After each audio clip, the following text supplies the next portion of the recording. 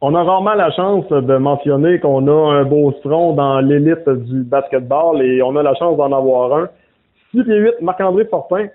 Au début, on pensait que son parcours l'amènerait du côté du hockey, parce qu'écoute, il a commencé comme ça, avant de décider de s'enfoncer, si je peux me permettre l'expression, dans le basketball, puis aujourd'hui, il a fait sa place avec l'Alliance de Montréal dans le circuit professionnel. C'est un premier contrat professionnel pour en parler avec moi. C'est le principal invité, numéro 6 de la formation montréalaise, Marc-André Fortin.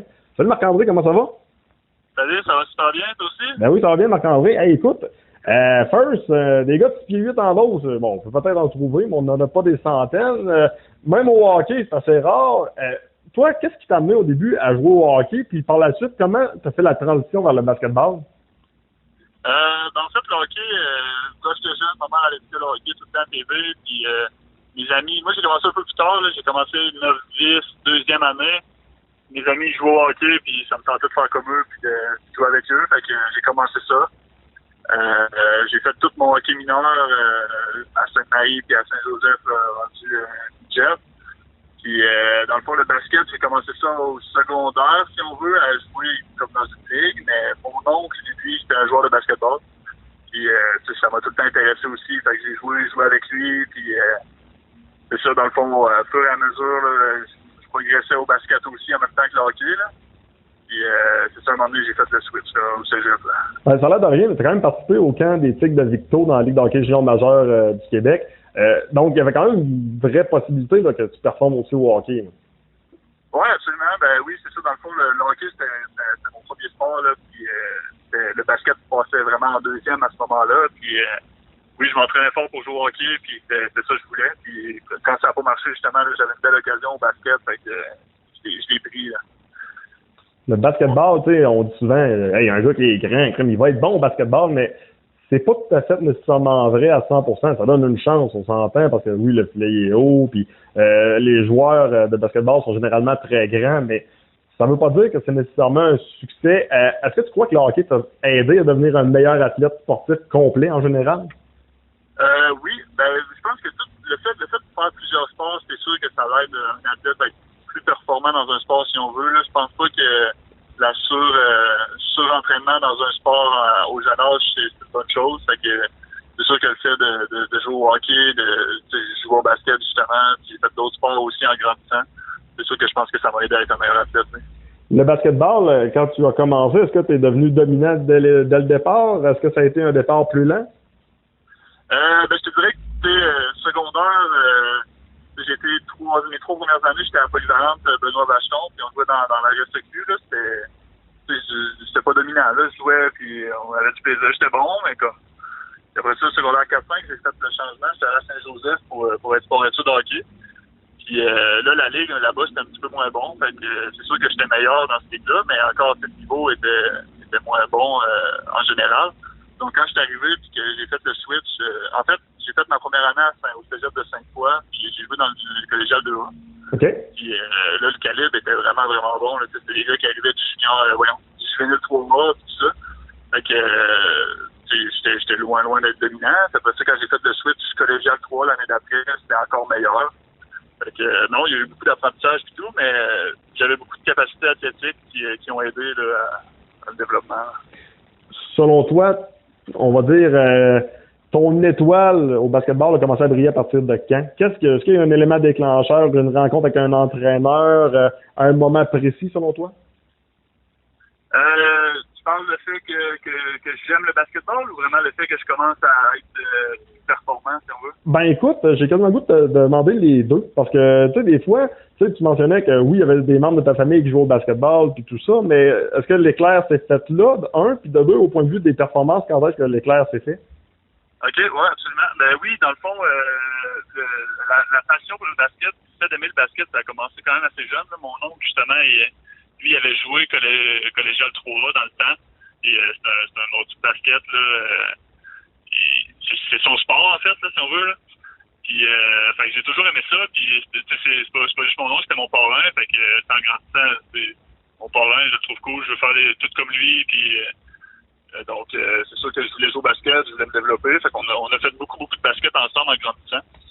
Puis, mais niveau plus performant, performance, je te dirais, ma deuxième année de cégep, quand j'ai fait le switch, la première année, la première session, en fait, je n'étais pas éligible pour jouer. Fait que j'avais un assistant coach qui était là avec moi, puis qui, à chaque pratique, des fois, on continuait après les pratiques, puis faisait beaucoup de renforcement positif, puis on faisait beaucoup d'entraînement ensemble. Et c'est sûr que ça m'a vraiment aidé aussi à atteindre ce niveau-là, là, parce que après ça, la deuxième session, je commençais les games, puis qui m'a aidé vraiment à venir chercher le niveau des autres, puis même progresser encore plus après ça. Tu as eu l'opportunité de jouer dans la NCAA au basketball. Écoute, pour un Québécois, c'est quand même quelque chose de relativement rare. Là. On ne voit pas ça toutes les semaines non plus. Oui, ça l'arrive, mais c'est quand même assez rare. Tu as eu la chance de participer à ça, tu as eu la chance de vivre cette expérience-là, mais tu as quand même décidé de revenir au Québec par la suite, jouer pour l'Euro Géant. Comment t'expliques ce cheminement-là universitaire? En fait, je suis vraiment content d'avoir fait cette expérience-là. J'en sors en parlant deux langues, puis en ayant eu une vraiment belle expérience de basket. Moi, dans le fond, avant d'aller là, l'anglais, c'était difficile, là, si on veut. Là, mettons, quand j'écoutais Netflix, j'écoutais ça en français, là, sinon j'avais de la misère. Ça a été peut-être un peu dur.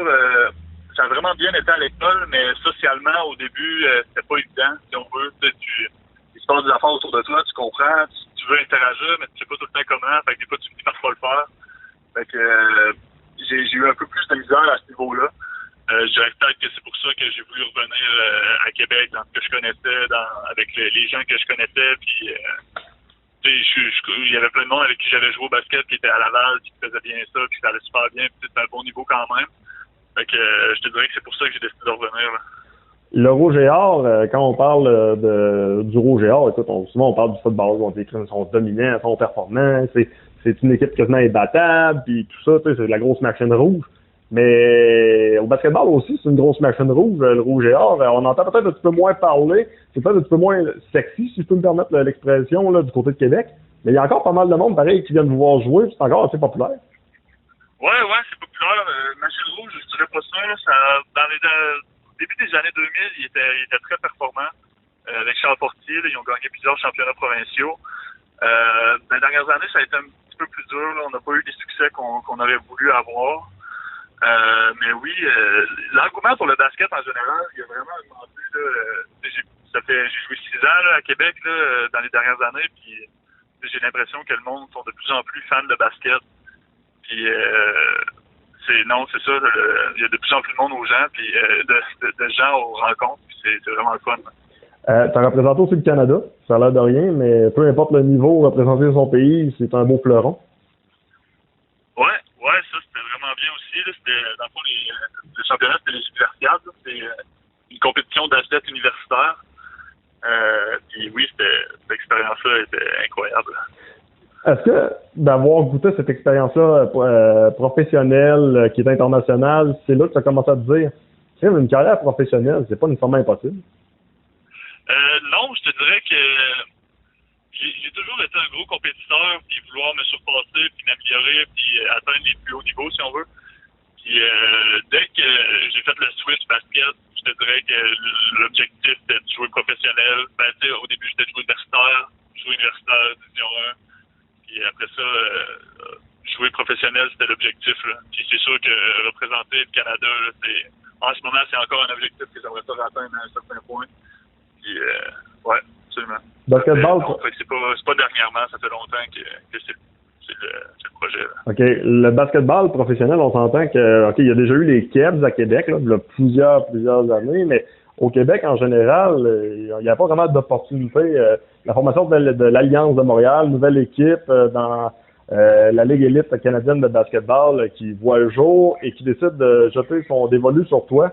De commencer ta carrière au Québec, c'est vraiment exceptionnel, c'est extraordinaire. Mais de jouer à Montréal, c'est un peu bizarre. Cette fois-ci, en plus, tu fais partie des favoris. Ouais, ben c'est ça. Ben là, j'ai pas eu la chance de jouer beaucoup de games cet été. Là. Oui, c'est ça. Je me souviens pas à qui je parlais au début de la saison, là, après la première partie à Hamilton, mais il me demandait justement ça allait être comment de jouer à Montréal, puis je disais ça va être drôle de scorer à Montréal, puis de se faire encourager, puis que le monde soit content. Là. Je sais pas, il y avait 3 équipes de Montréal dans notre ligue RSEQ, fait que j'en ai joué un puis un autre des matchs à Montréal. Ça fait différent. Là. Dans ton cas, tu es un joueur qui évolue à la position de pivot, un peu comme Joel Anthony, un ancien joueur de la NBA, un fier Québécois, Colin, qui a en plus remporté des coupes avec le Heat de Miami avec LeBron James. On s'entend, c'est pas n'importe qui. Comment c'est de côtoyer, écoute, un gars qui, j'imagine, pour toi, représente vraiment une idole, écoute, même position, un Québécois qui joue dans la NBA, est rendu des jeux de l'équipe de l'Alliance de Montréal, tu te fais sélectionner par eux autres. Ça va être complètement débile, là.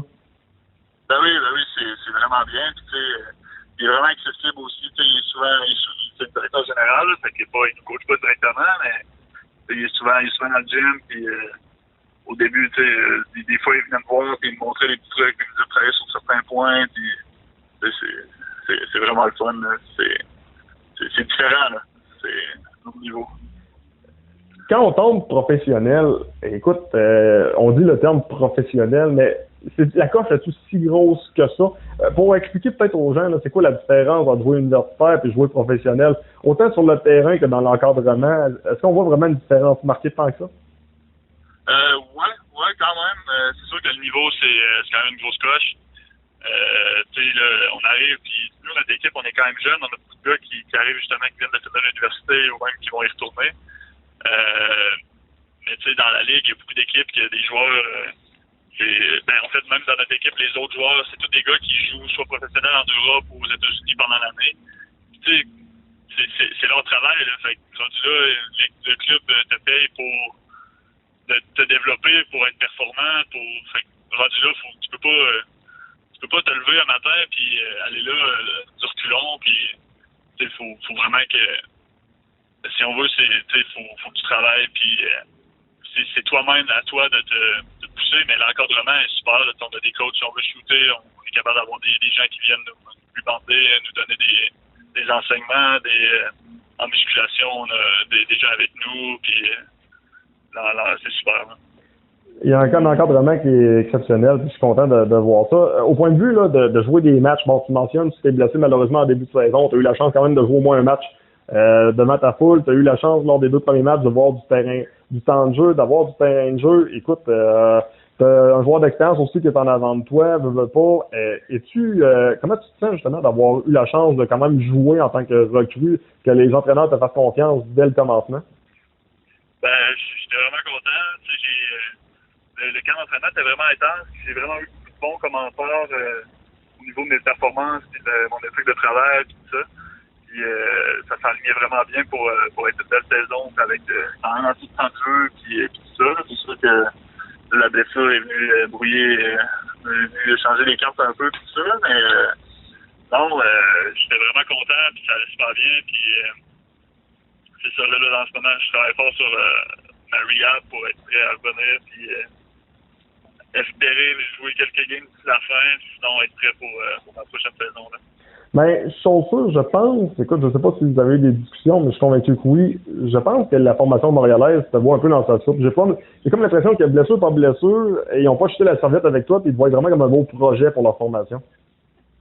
On n'a pas eu ces discussions-là exactement comme projet pour les années futures puis tout, mais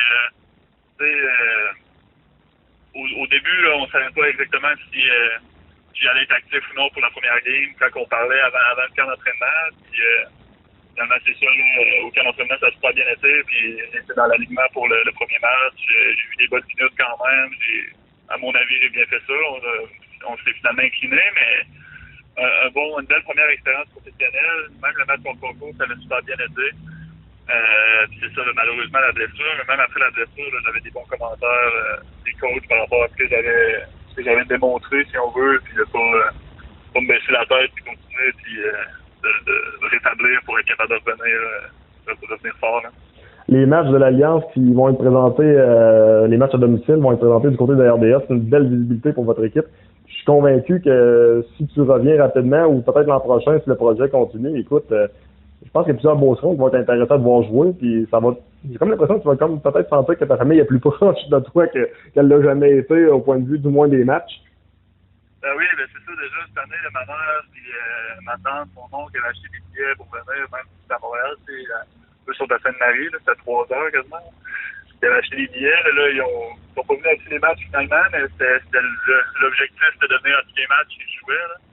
Fait que, mais non, c'est ça. Puis, l'ambiance à l'extérieur de Verdun c'est super. Là, il y a vraiment 2000-3000 personnes à chaque match. Puis, malgré notre fiche en ce moment qui est pas exceptionnelle, les fans continuent de venir. Puis, l'ambiance est super. Là. Écoute, je ne veux pas te mettre personne à dos, mais est-ce que tu crois que cette ligue-là pourrait un jour s'en aller du côté de Québec? Est-ce qu'il y aurait un marché à Québec, tu penses, pour ça? Je pense que oui. Je serais pas surpris que dans les prochaines années, il y ait un club à Québec. Là. C'est vraiment une ligue qui est en expansion. Là. Déjà, c'est sa 4e année cette année. Déjà cette année, ils ont ajouté 3 clubs. Il y a 3 ans, elle a ajouté Ottawa. Je serais vraiment pas surpris qu'ils développent et qu'il y ait un club à Québec dans les prochaines années. Là. Ben, chose sûre, à l'attendant, nous autres, on a hâte de te revoir sur le terrain, Marc-André. T'es notre géant, t'es notre beau bonhomme, Colin, du coin qui nous fait honneur. On a hâte de te revoir dunker le plus rapidement possible. J'ai vraiment hâte aussi. Marc-André Fortin, un gros merci pour ton temps. Puis, beaucoup de succès avec l'Alliance de Montréal et une longue carrière professionnelle, on te le souhaite. Merci beaucoup, ça me fait plaisir. Puis merci de m'avoir invité.